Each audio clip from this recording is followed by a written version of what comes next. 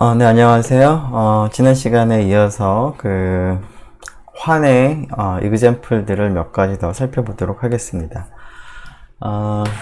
지난 시간에 full matrix ring까지 우리가 살펴봤었는데요.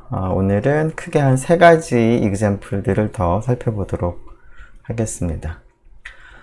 첫 번째는 우리가 군을 다룰 때도 살펴봤던 집합인데요. n개의 성분을 가지는 순서쌍을 생각을 하겠습니다. 그래서 순서쌍이라는 표현은 보통 이제 페어니까 순서쌍이라고 하면은 이제 두 개의 성분을 가지고 있는 것을 이제 얘기하기도 하니까 좀 더 명확하게 표현을 하려면 순서쌍이라고 한다기보다는 여기서처럼 순서 n조, ordered n tuple 이런 식으로 표현하는 것이 맞긴 하지만 그냥 간단하게 그냥 표현할 때는 성분이 n개인 순서쌍이라고 표현을 하기도 할 텐데요.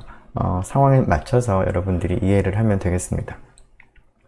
자, 성분 x부터 xn들이 실수인 경우 혹은 정수인 경우를 생각을 해보죠. 자, 그러한 집합을 우리가 어떻게 나타냈었냐면 성분이 실수인 것은 R의 R이라고 하는 실수 집합을 한번 써볼까요? 네. 우리가 실수 집합을 R이라고 나타내죠? 이거의 곱집합이 되는 거죠? 모두 n번을 이제 곱셈을 하는 겁니다. 곱집합을 이제 한다는 거죠. 이것을 간단하게 우리가 R의 n제곱이라고 표시를 하는 것이고, 성분이 정수인 경우는 이제 G라고 하는 집합의 프로덕트를 하는 것이죠. 곱집합을 생각을 하는 것인데, 같은 집합을 반복해서 n번 곱집합을 한 것을 우리가 간단하게 거듭제곱과 같은 형태의 기호로 표시를 합니다. 자, 그러한 집합을 생각을 해보면, 네, R의 n제곱이라고 하는 것은 이제 성분이 n개고 각각의 성분이 실수인 그러한 순서 n조를 성분으로 하는 원소로 하는 그런 집합이 되겠습니다. 비슷하게 GN을 생각할 수 있는데, GN과 RN의 차이는 이제 성분이 정수만 허용하느냐 실수까지 허용하느냐 그 차이가 되겠습니다. 자, 우리가 군을 다룰 때 이러한 집합에 덧셈을 이제 부여를 하고, 그 덧셈을 성분별의 덧셈을 우리가 생각한다면 그것이 하나의 군이 되겠다라는 얘기를 했습니다. 자, 물론 우리가 이제 성분별로 우리가 연산을 부여하기 때문에 사실은 RN이든 GN이든 특별한 집합을 가지고 만들 필요는 없고요. 우리가 여러분이 다 아는 것처럼 G가 군이라고 하죠. G에 이제 어떤 연산이 이제 정의가 되어 있을 때 G 자체를 여러 번 프로덕트를 이제 할 수가 있습니다. 그러면 이것도 하나의 군이 되겠습니다. 자, 그것을 생각을 해보면 지금 덧셈을 생각하면 이거는 이제 아벨군, 덧셈군이 되는 것이고요. GN의 덧셈을 생각한 것도 아벨군, 덧셈군이 되겠습니다. 물론 이제 성분별로 더하는 것이죠. 즉, x1부터 xn, RN에 있는 원소든, GN에 있는 원소든, 같은 집합에 있는 두 개의 원소를, 이런 튜플을 더하는 것은 성분별로 더하는 것입니다. GN 혹은 RN이 되겠죠? X1부터 XN 혹은 Y1부터 YN이 GN에 있느냐, RN에 있는 것까지 생각하느냐에 따라서.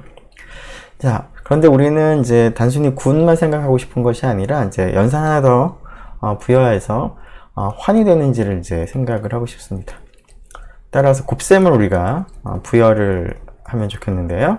자, 곱셈을 어떻게 부여할까요? 자, 곱셈의 기호를 이렇게 점으로 표시를 해보면, 자, 어떻게 곱셈을 약속하는 것이 가장 자연스러울까? 네, 성분별로 약속을 하면 되겠습니다. 그러면 앞에 있는 것과 뒤에 있는 것이 모두 GN의 원소라면 X들, Y들이 전부 정수이기 때문에 정수들의 곱셈한 것들을 성분으로 하기 때문에 이 결과도 GN에 있는 것이고요. 여긴 X1부터 XN, Y1부터 YN이 RN의 원소라면, 즉 실수들이라면 실수를 곱한 그 결과도 실수이기 때문에 RN의 원소가 되겠습니다. 즉 GN을 생각하든 RN을 생각하든 이러한 성분별 곱셈은 GN 혹은 RN에 잘 정의된 연산이 되겠습니다. 자, 그러면 이러한 곱셈을 우리가 생각을 했을 때 RN의 덧셈과 곱셈 혹은 GN의 덧셈과 곱셈을 생각했을 때 이것이 환이 되느냐? 네, 어떤가요? 네, 덧셈에 대해서는 아벨군, 덧셈군이 되니까 일단은 그 조건은 만족을 할 거고요. 그 다음에 곱셈에 대해서는 성분별로 곱셈을 할 때 결합법칙이 성립하는 것을 쉽게 확인할 수가 있습니다. 왜냐하면 성분별로 우리가 곱셈을 하는 거기 때문에 R에서의 곱셈이나 G에서의 곱셈은 결합법칙이 성립하기 때문에 결국은 그 n 튜플 사이의 곱셈에서도 결합법칙이 성립하겠습니다. 자, 그리고 분배법칙도 지금 곱셈과 덧셈을 전부 성분별로 약속을 했기 때문에 우리가 간단한 식을 생각해 보면 분배법칙도 성립함을 알 수 있습니다. 따라서 이것은 환이 됩니다. 자, 근데 단순히 환이 아니라 조금 더 많은 성질을 가지고 있습니다. 자, 가환이 되는지 생각을 해볼까요? 가환, 환인지? 네, 성분별로 곱셈을 하는데 성분별로 곱셈을 할 때는 순서를 바꿀 수 있기 때문에 가환, 환 됩니다. yes, 그죠? 그 다음에 M3, 단위원을 갖느냐? 단위원을 갖습니다. 뭘까요? 네. 모든 성분이 1인 이 원소가 바로 단위원 역할을 합니다. 자, 그러면 M4 혹은 M4 프라임의 조건을 만족을 할까를 생각을 해보면 이것은 둘 다 되지 않습니다. 자, M4 프라임이 되지 않는다는 것만 확인하면 될 텐데요. 그러면 정역이 되진 않습니다. M4 프라임 성질이 조건이 만족하지 않는다는 것을 이제 확인하기 위해서 어떤 지금 튜플을 우리가 곱셈을 하는데 얘도 0이 아니고, 근데 지금 덧셈에 대해서 항등원을 생각해 보면 모든 성분이 0인 것이 덧셈에 대한 이러한 덧셈에 대한 항등원이 되겠습니다. 그래서 얘가 0이 아니고 y도 0이 아닐 때 곱셈을 했을 때 이게 0이 될 수 있느냐를 생각을 하는 것이죠. 그럴 수 있을까요? 자, x1부터 xn이 이 덧셈에 대한 항등원이 0이 아니라는 뜻은 x1부터 xn 중에서 최소한 하나는 0이 아니라는 겁니다. y도 마찬가지고요. 그랬을 때 곱했을 때 0이 되게 할 수 있을까? 어떨까요? 네, 되게 할 수 있는 것 같죠? 즉 앞에는 처음 성분만 예를 들어서 1이라고 하고요. 나머지는 전부 0을 생각을 하고, 뒤에 있는 y1부터 y에는 첫 번째 성분은 0이고 두 번째 성분은 1이고 또 나머지 성분들은 다 0이 되는, 즉 앞에 거는 첫 번째 성분만 1이고 나머지는 0입니다. y 뒤에 있는 원소는 두 번째 성분만 1이고 나머지는 0입니다. 이런 경우에 곱셈을 하게 되면 지금 위치가 다르기 때문에 곱셈을 하면서 전부 0이 나옵니다. 따라서 RN이나 GN이나 M4' 성질을 만족하지는 않습니다. 0이 아닌 두 원소를 곱했을 때 0이 될 수가 있습니다. 즉 정역이 되지 않고 따라서 채도되지 않습니다. 즉 가환인 단위원 1을 가진 가환하는 되지만 정역은 되지가 않는 것을 우리가 알 수가 있겠습니다. 네, 그러면 이걸 지우고 한번 보도록 하죠. 네. 자, 덧셈 성분별로, 곱셈도 성분별로 약속을 했을 때 단위원을 가진 가원한이다. 영원은 모든 성분이 0인 그러한 n조가 바로 덧셈에 대한 항등원이 되고, 단위원은 앞에서 특별히 언급을 하진 않았지만 쉽게 생각을 해보면 모든 성분이 1인 것이 단위원이 되는 것을, 즉 곱셈에 대한 항등원이 되는 것을 확인할 수가 있겠습니다.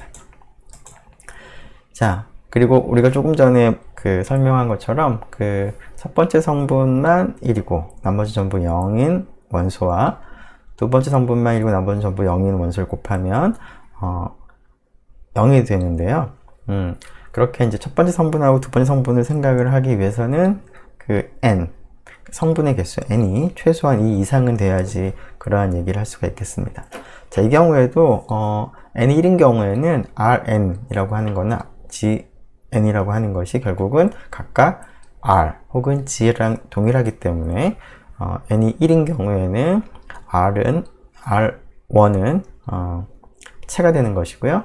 g1은 이제 정역이 되는 것이죠. 하지만 n이 2 이상이 되면 정역이 안 되고요. 따라서 체도 안 된다. 그 이유는 앞에서 언급한 이 example을 생각하면 되겠습니다. 자, 그 다음에 이제 생각해 볼 example이 2차 체라고 하는 것을 이제 우리가 도입을 하려고 합니다. 지금까지 체라고 하면은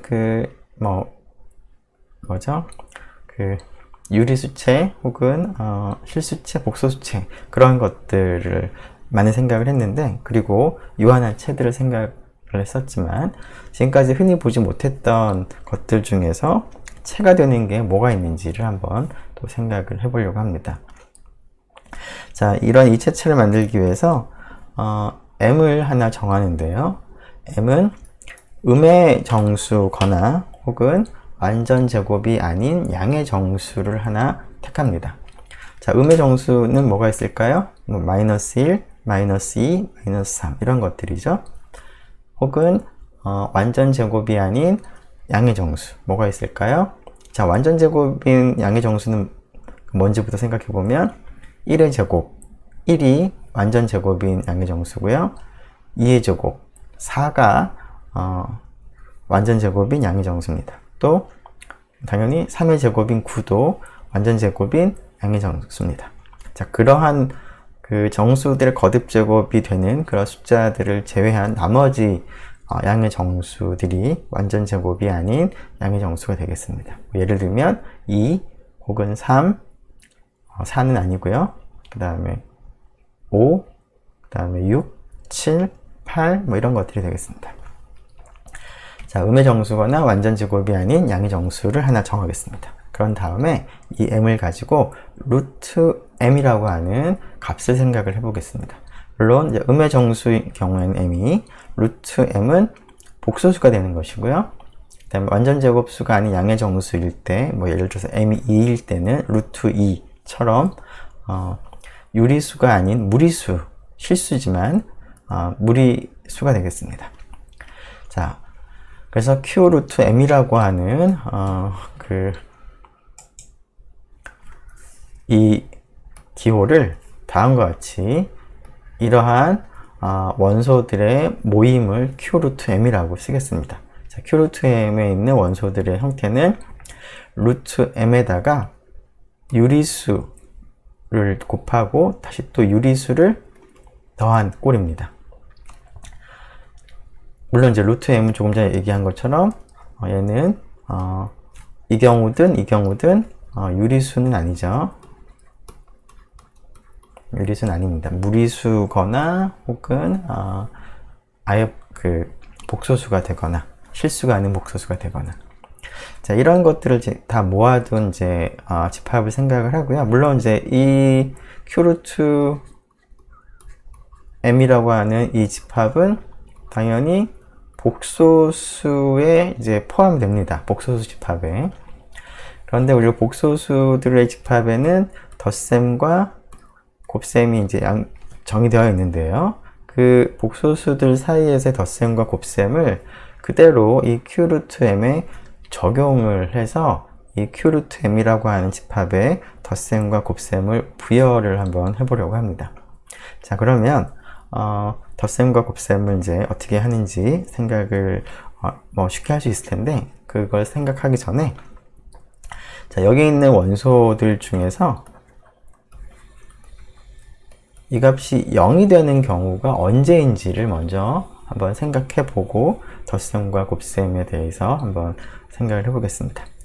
자, 이 값이 0이 되는 경우는 어떤 경우밖에 없을까요? 자, 지금 방금 얘기한 것처럼 u하고 v는 유리수지만 루트 m은 유리수가 되지 않기 때문에 이거 전체가 0이 되는 경우는 u도 0이고 v도 0인 경우밖에 없습니다. 물론 이제 여러분들이 약간 계산을 이제 해야 되긴 할 텐데, m이 음의 정수인 경우와 완전 제곱이 아닌 양의 정수인 경우를 나누어서 해보면 우리가 쉽게 이 사실을 얻어낼 수가 있습니다. 예를 들자면 구체적인 숫자를 넣어서 생각을 해보죠. u하고 v는 유리수면서 m이 특별히 2라고 생각을 해보죠. 이게 0이라고 한다면 u도 0이고 v도 0이다 라는 것이죠.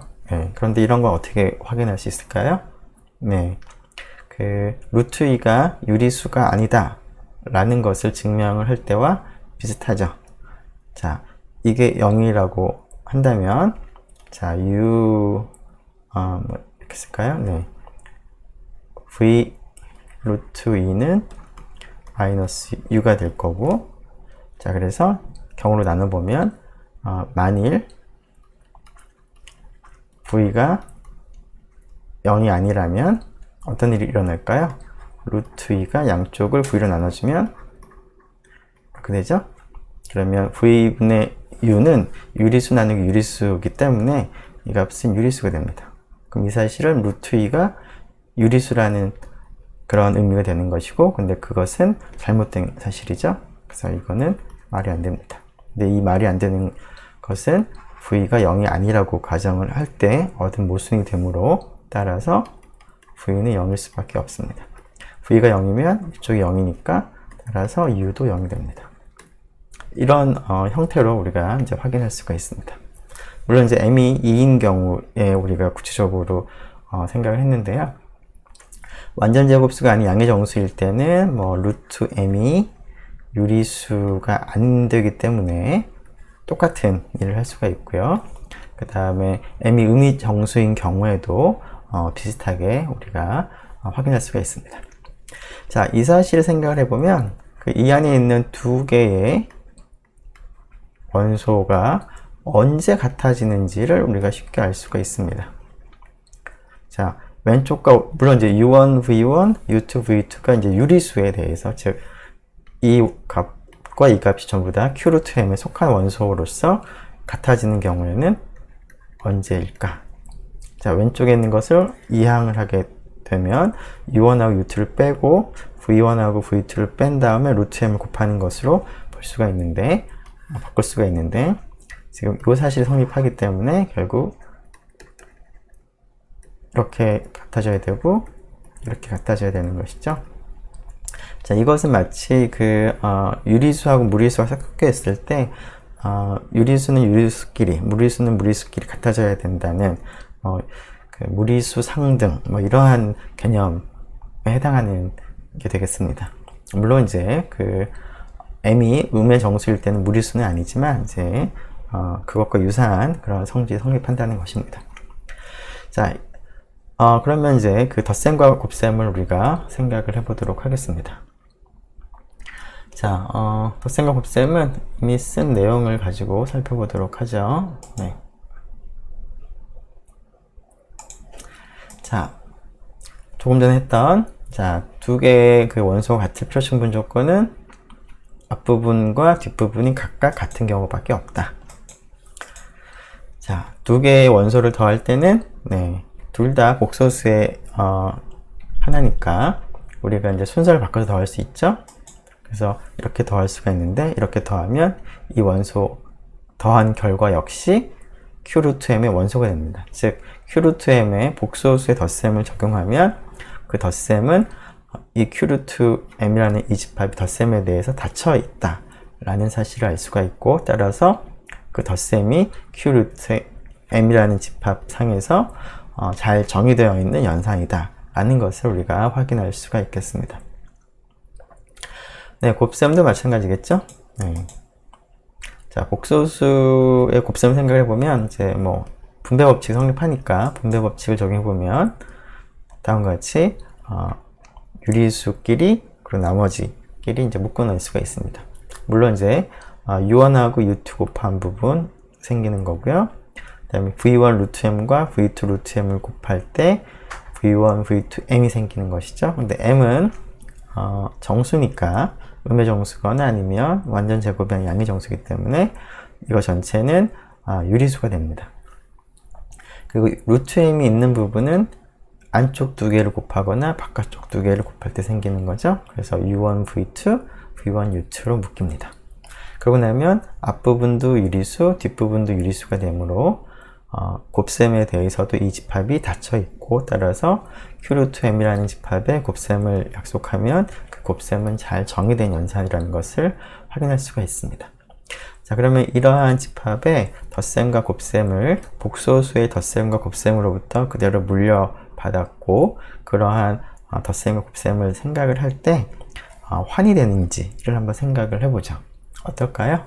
네, 덧셈에 대해서 네, 교환법칙도 성립할 거고 결합법칙도 성립할 거고, 이런 덧셈을 생각할 때, 그리고 덧셈에 대한 항등원 있겠죠. 항등원은 뭘까요? 예, u1하고 v1이 동시에 0인 0이 되겠습니다. 0 더하기 0 루트 m, 그 값이 결국 0이 해당하는 거죠. 자, 그리고 이제 여거는 이제 마이너스를 붙이면 되는 것이고요. 그래서 덧셈에 대해서는 아벨군, 덧셈군이 됩니다. 자, 곱셈에 대해서 결합법칙 당연히 성립할 거고요. 그 다음에 분배법칙도 성립하겠습니다. 자, 그 다음에 뿐만 아니라 곱셈에 대한 교환법칙 M2도 성립하죠. M3, 네, 곱셈에 대한 단위원이 있죠. 1 더하기 0 곱하기 루트 m이 q 루트 m의 원소입니다. 1이, 결국 1이. 자, M4가 이제 문제인데, 앞에서 우리가 그 최이그젠플을 보겠다라고 했는데요. 뭐 그런 걸 뭐 염두에 둔다면 아마 M4가 성립하는 것 같은데, M4가 성립한다는 사실을 이제 확인하기 위해서 우리가 켤레 원소라는 것을 우리가 도입하겠습니다. 자, 켤레 원소를 한번 살펴보도록 하죠.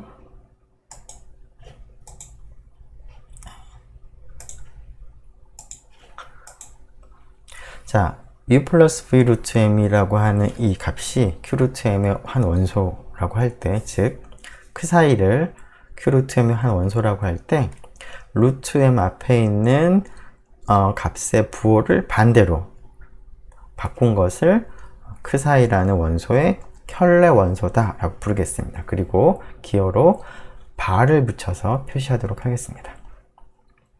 영어로 conjugate 이라고 부르겠습니다.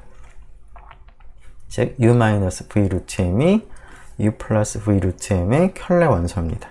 자, 이 켤레 원소를 생각하면 앞에서 얘기한 그 곱셈에 대한 여건을 쉽게 생각할 수 있는데요. 그 값을 생각을 할 때 그 사이와 그 사이에 켤레 원소를 곱한 값이 어떻게 되는지를 생각을 하는 것이 유용합니다. 자, 이 값을 곱해보면 어떻게 될까요? 더한 것과 뺀 것을 곱하는 거니까 제곱 마이너스 제곱이 되겠죠? u제곱 마이너스 v제곱 m이 되겠습니다. 자, 그런데 이 값은 어떤가요? uv가 유리수고 m도 어차피 정수이기 때문에 이 전체 값은 유리수가 됩니다. 그렇죠? 여기에는 이제 루트 m 이런 게 포함되어 있지 않는 그런 값입니다. 자, 이 값을 우리가 그 사이에 노음이라고 부르겠습니다. 크기라는 거죠. 자, 그런데 이 노음을 생각을 해보면 노음이 0이 되는 필요충분 조건이 무엇인지를 생각해 보면 즉 u제곱 마이너스 v제곱 m이 0이 될 것이죠. 뭐 직접 써보면, 자, 이 경우는 u의 제곱과 v제곱 m이 같은 경우입니다. 자, 이게 성립을 하려면 어떤 경우밖에 없을까요? 자, 지금 m이 음의 정수일 때 이게 같다면 이쪽은 음수가 됩니다. 이쪽은 양수가 되는 것이죠. 0 이상, 여기는 0 이하가 됩니다. 따라서 같아지려면 u도 0이고 v도 0이 되어야 됩니다. 이 경우는 어떨까요? 자, 완전 제곱이 아닌 양의 정수, 예를 들어서 2가 됐더라. 그래서 뭐 한번 2를 구체적으로 생각해 보면 좀 쉬우니까 생각해 보면, 이렇게 됐을 때 앞에서 한 거랑 비슷하게 v제곱이 0이 아니라면 양변을 나눴을 때 이렇게 될 것이고, 네. 그러면은 이제 조금 더 따져보긴 해야 되는데, 그렇게 된다면은 이제 u하고 v를 약분을 다 해서 서로 소인 기하분수 형태로 이제 만들어 놓고 나면 결국 2가 어떤 정수의 제곱이 되는 것을 확인할 수가 있습니다. 자, v가 0이 아니라면. 근데 2는 우리가 선택한 그 숫자가 완전 제곱이 아닌 양의 정수이기 때문에 이런 것은 불가능합니다. 따라서 이 경우에도 v가 0이 되어야 되고, 따라서 u도 0이 되어야 됩니다. 즉 Q루트m에 있는 원소가 0이 되어야 되는 경우밖에 없습니다.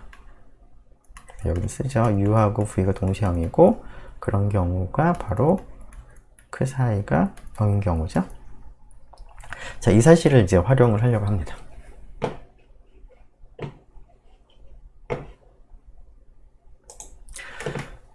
네, 자, 그 사이의 노음은 n 그 사이라고 우리가 표시를 하도록 할 텐데요. 이 값은 그 사이와 그 사이의 켤레 원소를 곱한 값을 노음이라고 약속을 하는데, 구체적으로 계산을 해보면 UVM을 사용을 해보면 이와 같이 되고요. 그런데 이 노음의 특징은 노음이 0이 되는 경우는 언제밖에 없다?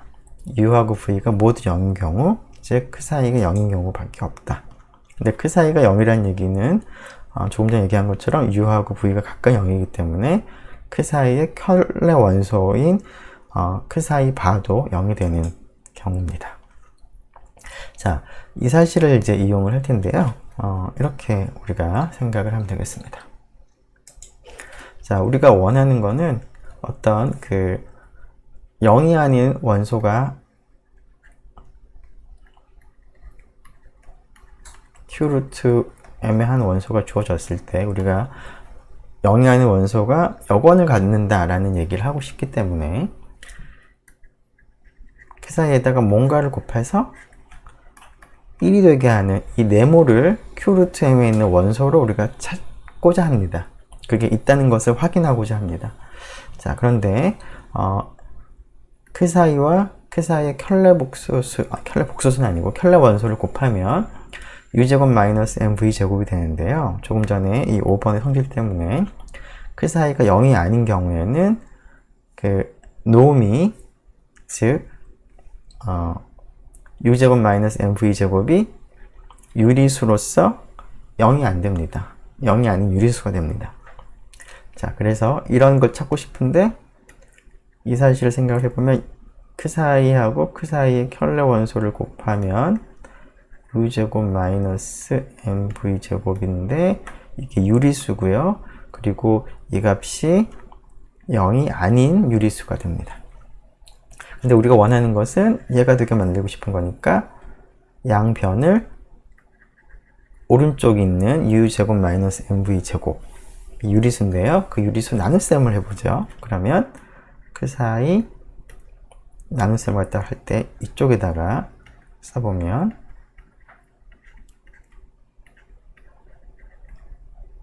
그게 1이 되겠죠?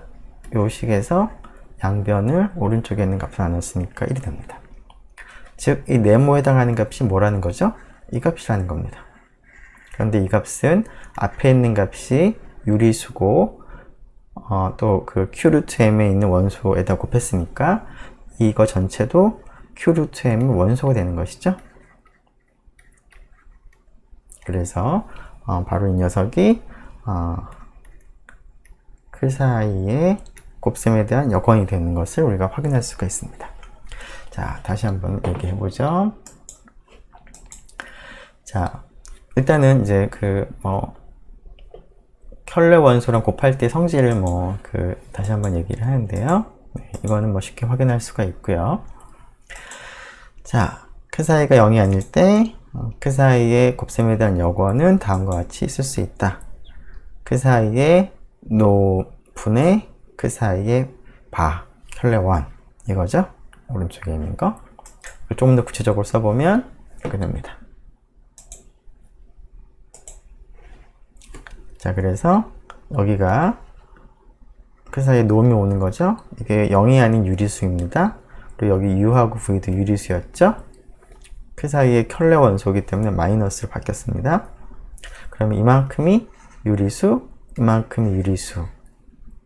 따라서 이거 전체도 Q 루트 M의 원소인데 이렇게 이 값을 생각을 했기 때문에 이 값과 그 사이를 곱하게 되면 1이 되겠습니다. 따라서 이것이 그 사이가 0이 아닌 경우에 바로 곱셈에 대한 여건이 됩니다. 자, 그러면 M4의 조건을 만족하고 있습니다. 이러한 그 집합이. 그래서 Q 루트 M이라는 집합은 앞에서 약속한 그러한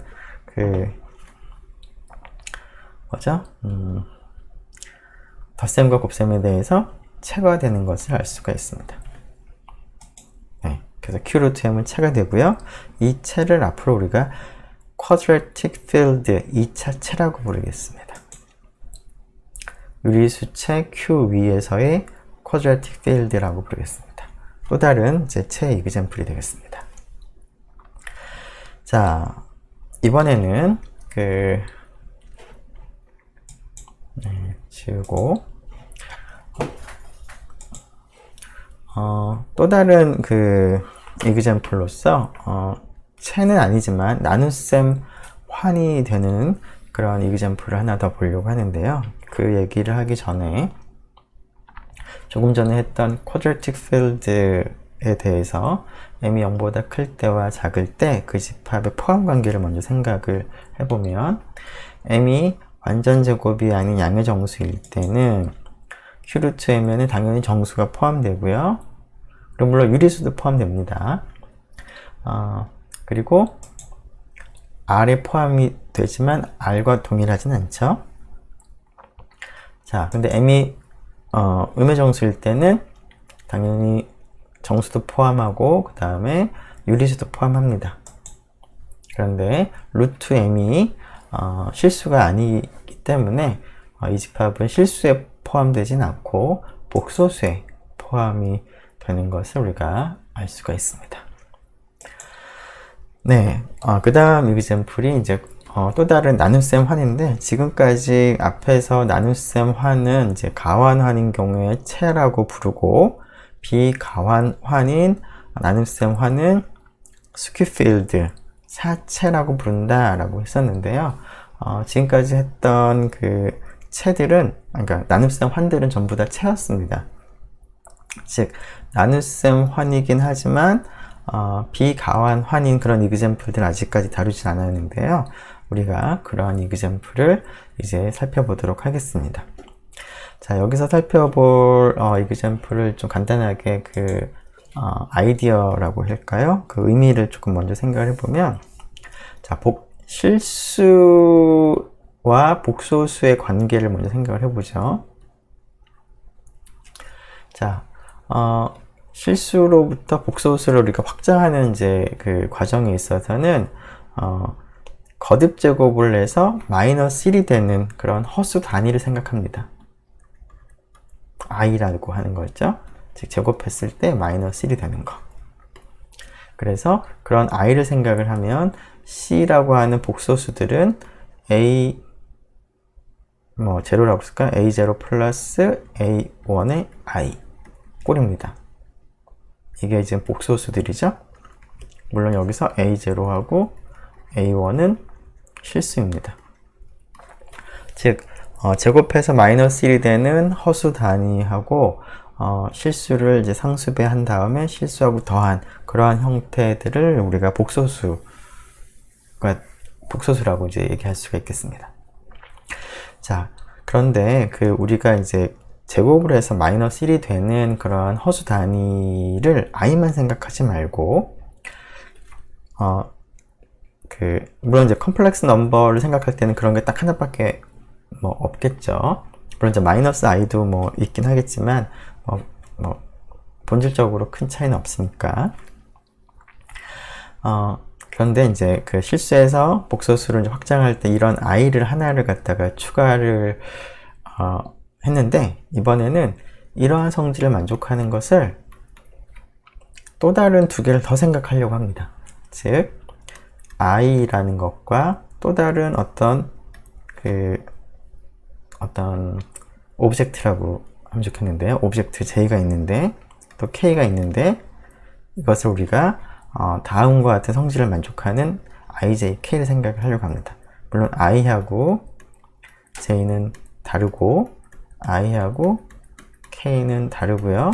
j하고 k는 다르면서 이제 플러스 마이너스 한 거랑도 다른 거죠. 그런데 i의 제곱이나 j의 제곱이나 k의 제곱이 전부 1이 되는, 마이너스 1이 되는 그러한 가상의 그러한 오브젝트 수를 생각을 하고 싶습니다. 물론 조금 전에 이제 가상이라고 얘기를 했는데, 우리가 사실은 이제 대수적인 구조를 얘기를 할 때는 결국은 집합을 약속하고 그 집합 사이에서 연산을 약속을 하는데, 그 연산을 약속을 할 때 다음과 같은 조건을 만족하도록 우리가 연산을 약속을 하면 사실은 이제 만들어지는 것입니다. 가상이라고 할 것까지는 없을 것 같고요. 자, 그래서 이러한 ij, k를 생각을 한 다음에 복소수를 생각할 때 이러한 형태를 생각을 한 것과 비슷하게 a0, a1i, a2, j, a3, k의 형태들을 다 생각하겠습니다. 물론 여기서 a0, a1, a2, a3는 실수를 생각하는 것이죠. 그래서 실수에서 복소수로 만드는 과정에서 거듭제곱해서 마이너스 1이 되는 걸 하나 생각했다면, 이러한 원소는 그러한 i와 비슷한 역할을 하는 원소가 3개가 있는 거고, 서로 다른 종류가. 그러한 3개를 가지고 다음과 같이 일종의 실수배를 해서 1차 결합을 한, 덧셈을 한 그런 것들을 우리가 숫자라고 생각을 하고 싶습니다. 즉 이러한 것들을 이제 원소로 하는 대수적인 구조를 생각을 하려고 합니다. 자, 그러면은 이것은 어떻게 보면 복소수를 포함하는, 복소수보다 조금 더 넓은 그러한 대수적인 구조라고 볼 수가 있습니다. 즉 이러한 집합을 우리가 H라고 부를 텐데요. 자, 이렇게 쓰죠.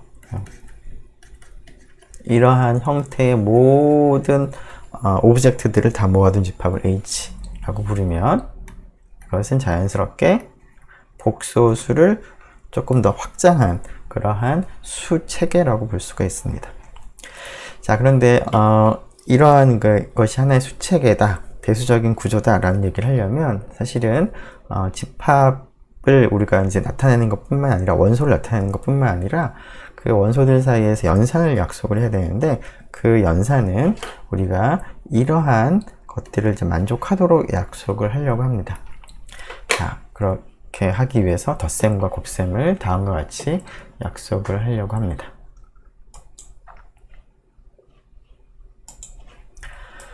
네, H라고 하는 것을 ijk를 이제 실수배를 한 다음에 실수랑 더한 이러한 형태, 이런 꼴들을 모두 모아둔 집합을 H라고 부르겠습니다. 자, 이 H라는 집합 안에 있는 한 원소 Q1과 또 다른 원소 Q2를 생각을 하겠습니다. 그래서 이러한 오브젝트를 생각하고 집합을 생각하고 이게 대수적인 구조로 우리가 만들려면 두 원소 사이의 덧셈이라는 연산과 곱셈이라는 연산을 우리가 부여를 하려고 하는데요. 물론 이제 환이라는 구조를 만들기 위해서 덧셈은 어떻게 부여하는 것이 가장 자연스러울까요? 복소수에서 덧셈을 생각을 해보면 결국은 실수는 실수끼리, 허수는 허수끼리 더했기 때문에 여기서도 실수는 실수끼리, 근데 i가 있는 부분, i가 있는 부분끼리, j가 있는 부분, j가 있는 부분끼리, k가 있는 부분, k가 있는 부분끼리 마치 성분별로 더하는 방식으로 덧셈을 약속하는 것이 가장 자연스럽겠습니다. 자, 그 얘기는 뭐 뒤에 나올 텐데 그 전에 우리가 이러한 집합을 얘기를 할 때 여기 있는 원소들을 우리가 어떻게 구분할 거냐 하는 얘기를 먼저 얘기를 해야 될 것 같은데요. 여기 있는 원소들은 A0랑 B0랑 같고 A1하고 B1이 같고 A2, B2, A3, B3가 같은 경우만 이 Q1과 Q2가 같은 거라고 간주를 할 거고요. A0, B0가 다르거나 혹은 A1과 B1이 다르거나 혹은 A2, B2가 다르거나 혹은 A3, B3가 다르면 하나라도 다르면 서로 다른 원소를 우리가 취급을 할 겁니다. 그래서 H라고 하는 이 집합에 있는 원소를 구분하는 기준은 그 실수 부분, I 부분, J 부분, K 부분이 모두 동일할 때만 같은 걸로 우리가 간주를 하겠습니다. 그래서 Q1과 Q2가 같다는 것은 이제 성분별로 다 같을 때만 같다고 얘기를 할 거고요. 덧셈은 성분별로 더한다. 자, 곱셈은 조금 복잡한데요.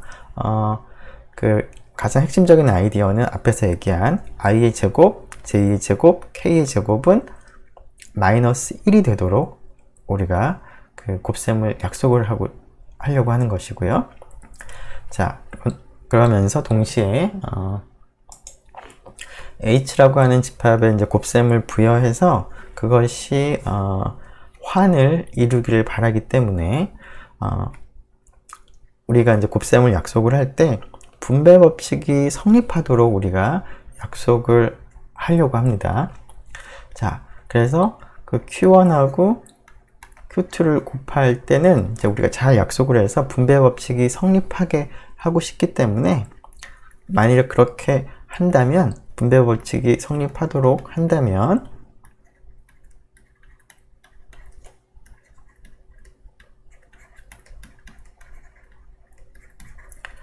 자, 우리가 어떻게 곱셈을 약속을 해야 되는지가 딱 한 가지 방법으로 정해질 수밖에 없겠습니다. 왜냐하면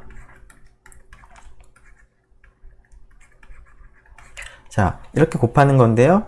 이게 지금 분배 법칙이 성립하도록 약속이 된다면 자, 여기 있는 것도 하나의 덧셈이기 때문에 즉 이러한 덧셈이라고 생각할 수 있기 때문에 결국 이렇게 곱하고 그다음에 이렇게 곱하고 한 것들을 쭉 전개하는 거는 마찬가지입니다. 따라서 우리가 지금 이러한 걸 분배 법칙을 통해서 전개를 할 때 곱셈이 어떤 형태로 일어나는지만을 생각하고 그러한 곱셈과 더불어서 이런 분배 법칙이 성립하도록 우리가 약속을 한다면 몇 가지 중요한 원소들의 곱셈만 생각하면 나머지는 분배 법칙에 의해서 자연스럽게 결정이 될 수밖에 없습니다.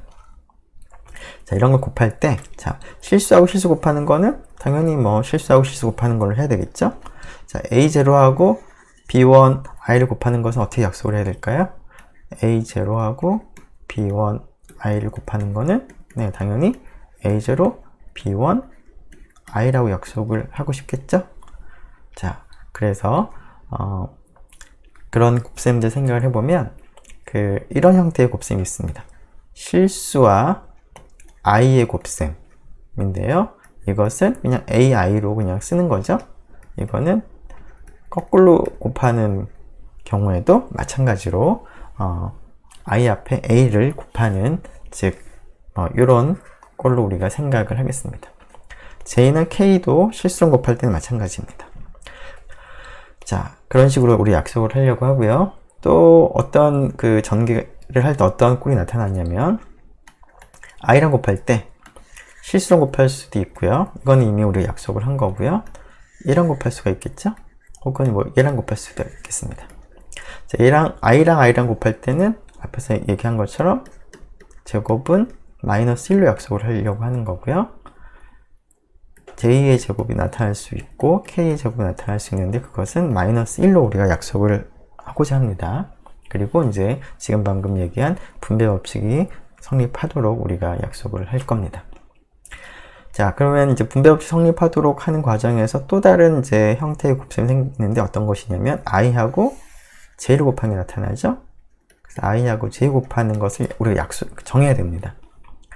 자, 그리고 또 하다 보면 서로 다른 i, j, k들 두 개씩을 곱하는 것이 나타납니다. 지금 여기는 같은 거를 이제 두 번 곱하는 거고요. 서로 다른 것을 이제 두 번 곱하는 것이 나타나는데, 즉 j, i도 나타나고요.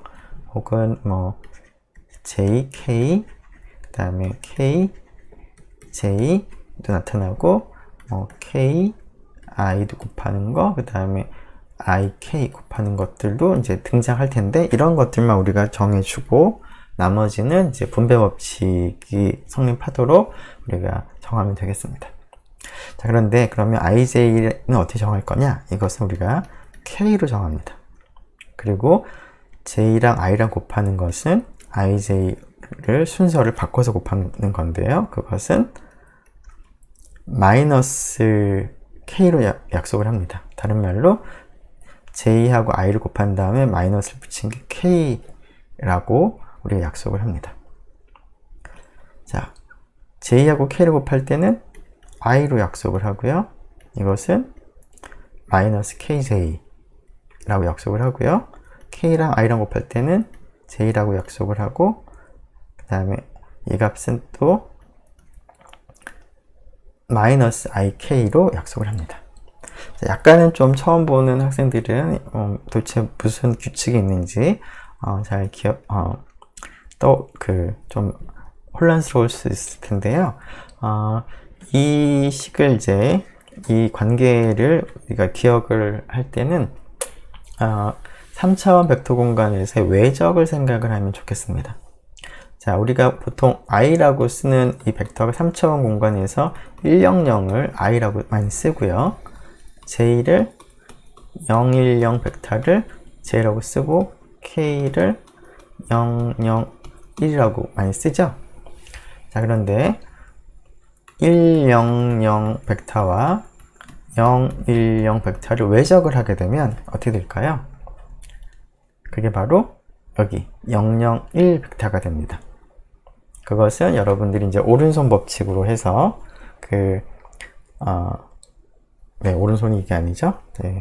지금 펜을 잡고 있어가지고, 이게 오른손인데, 오른손에 이제 네 손가락을 앞에 있는 i 벡터 방향, 즉 100 방향으로 가리키고 있다가 이 손가락을 j 벡터 방향, 즉 010 벡터 방향으로 이것을 감는 거죠. 감을 때 엄지손가락이 가리키는 방향이 외적한 벡터의 결과의 방향입니다. 그게 이제 엄지손가락 위를 가리키고 있으니까 이게 001 방향이 되는 것이죠. 자, 그런데 조금 전에 얘기한 것처럼 j하고 i를 뒤집어서 우리가 내적을 하는 경우는 어떤가요?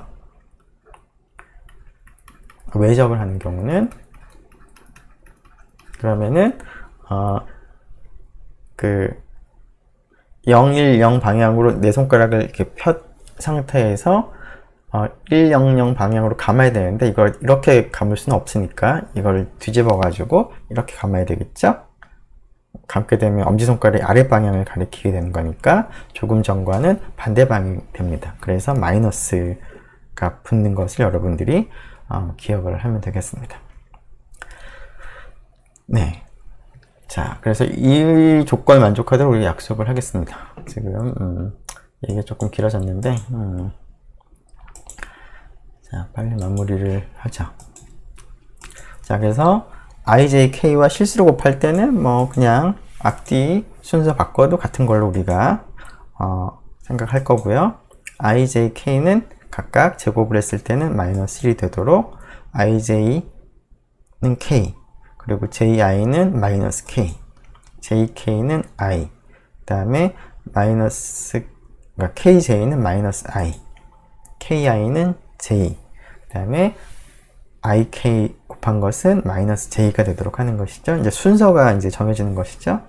그래서 여러분들이 아마 일반 수학 시간에 외적을 배우면서 얘기를 했을 텐데 i하고 j가 있고 k가 있는데 요 순서대로, 그리고 이제 반복해서 이제 적어 두면은 계산이 편한데요.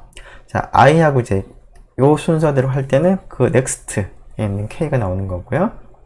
그 다음에 j하고 k를 곱할 때는 그 다음에 있는 i가 나타나는 거죠.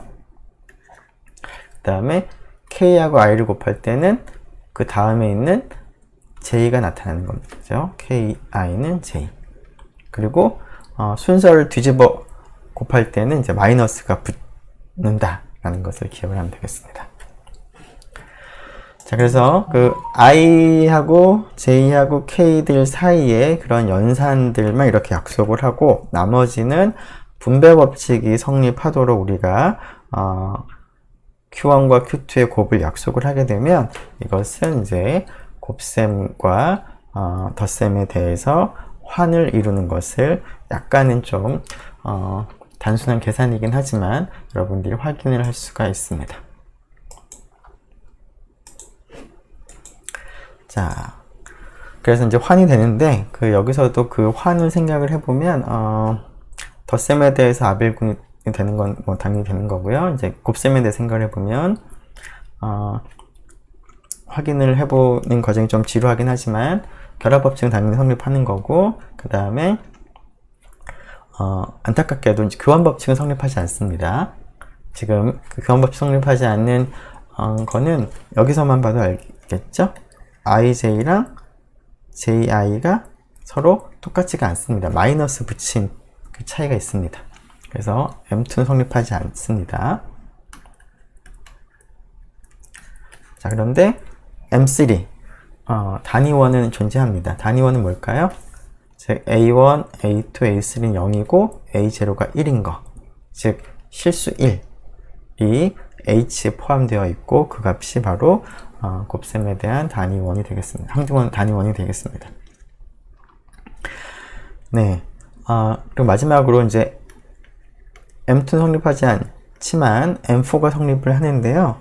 앞에서 우리가 2차 체에서 했던 것과 비슷하게 H에 있는 한 원소에 대해서 켤레 원소를 약속하고 켤레 원소와 자기 자신을 곱해서 노음이라고 하는 값을 계산한 다음에 그 값의 성질을 이용을 하겠습니다. 자, Q의 켤레 원소 Q 바라고 표시할 텐데 이 값은 어떻게 할 거냐면 앞에서 했던 것과 연관지어 생각해 본다면 이렇게 i하고 j하고 k 성분만 부호를 반대로 하면 자연스럽겠죠? 그리고 q하고 q바를 곱한 값을 q의 놈이라고 우리가 약속을 할 텐데 이 값을 계산을 해보면 좀 복잡하긴 하겠지만 이게 간단하게 나옵니다. 제곱의 합이 나옵니다. 자, 그래서 이 값은 실수가 되는 것이죠. 양의 실수. 자, 그래서 앞에서 했던 것과 비슷하게 Q하고 Q의 바가 A0 제곱, A1의 제곱, A2의 제곱, A3의 제곱인데, 자, Q가 0일 표준분 조건이 이 전체가 0이 되려면 각각의 성분이 0이 되는 경우밖에 없고, 그런 경우만 A0 제곱, A3 제곱의 합이 0이 됩니다. 따라서 Q가 0이 안 되면 그 노음이 0이 아닙니다. 정확하게는 이제 0보다 큰 값이 되는 것이죠. 그래서 양변을 이 값으로 나눗셈을 합니다. 실수로. 그렇게 되면은 Q에다가 그 A0 제곱, A1의 제곱, A2의 제곱, A3의 제곱 분의 Q바 한 것이 이제 1이 되는 것이고, 따라서 여기가 그 곱셈에 대한 여건이 되는 것이죠. 그래서 M4 조건을 만족합니다. 네. 그래서 켈러 원소를 Q바를 다음과 같이 약속을 하면, 그리고 노음을 Q 곱하기 Q바라고 약속을 하면 이와 같이 성분의 그 제곱의 합이 되고요. 자, 이 노음이 0이 될 필요 충분 조건은 Q가 0인 경우고, Q가 0인 경우가 모든 성분이 0인 거니까 Q바가 0인 경우와 일치합니다. 지금 우리가 약속한 이 H에서는 교환법 성립하지 않기 때문에 Q1과 Q2의 바가 Q1 바 곱하기 Q2 바하고는 다릅니다. 앞에서는 2차체에서는 그게 성립했는데, 여기서는 약간 다르긴 하지만 다음 성질이 성립합니다. Q1하고 Q2의 발 곱하긴 하되 순서를 바꿔야 됩니다. 자, 그래서 Q1과 Q2 곱한 원소의 노음을 계산을 할 때는 다음 식으로 계산이 돼서 Q1의 노음과 Q2의 노음과 같은 그런 성질도 있습니다. 자, 그런데 우리가 이제 주로 사용할 핵심적인 성질은 지금 방금 얘기한 것처럼 Q가 0이 아닐 때는 노음이 0이 안 되고 실수이기 때문에 Q의 곱셈에 대한 여건인 Q 인버스를 계산을 다음과 같이 우리가 할 수가 있습니다. 자, 이렇게 되면은 이것도 여전히 분모가 실수니까, 자, 실수 더하기 실수 곱하기 I. 네. 즉, 이만큼이 실수, 그 다음에 이만큼이 I 앞에 있는 실수 성분, 이만큼도 J 앞에 있는 실수 성분, 이만큼도 K 앞에 있는 실수 성분인 거니까 이것도 H 원소 되는 것이죠. 자, 그래서 0이 아닌 Q는 0이 아닌 Q는 곱셈에 대한 여건을 가지게 됩니다. 네, 그래서 결론 H는 나눗셈 환이다. 그런데 교환법 성립하지 않기 때문에 체는 아니고 사체가 됩니다. 자, 이러한 그 H에 있는 원소들을 리얼 쿼터니언 실사원수라고 부르고요. H를 실사원수 환이라고 부르고, 혹은 이제 해밀턴이라는 사람의 이름을 따서 해밀턴의 사원수 환이라는 말로 부릅니다. 자, 물론 이것은 우리가 처음 만나는 스퀴필드의 예가 되겠습니다. 네. 자, 그리고 앞에서 얘기했던 것처럼 H에 있는 I를 복소수 I처럼 생각을 해보면 결국 H에 있는 원소들은 복소수를 이제 확장한 것이라고 볼 수가 있습니다. 따라서 복소수는 R에서 좀 더 확장한 것이고, 복소수를 조금 더 확장한 것이 H, 해밀턴의 사원수 환이라고 생각을 할 수가 있습니다. 네, 약간 얘기가 길어졌는데요. 네, 일단 여기까지 하고 다음 시간에 계속 이어서 하도록 하겠습니다. 네, 수고 많았습니다.